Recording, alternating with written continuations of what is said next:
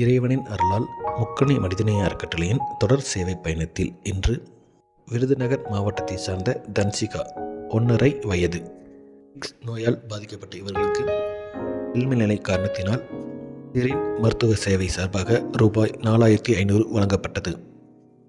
வணக்கம்ண்ணா, என் பேர் ஜெயந்தி. நான் புதுப்பாளையத்துலேருந்து பேசுகிறேன். என் வீட்டுக்கார் லோடுமேன் வேலை பார்க்குறாங்க. என் பொண்ணுக்கு கொஞ்ச நாளாக உடம்பு சரியில்லை.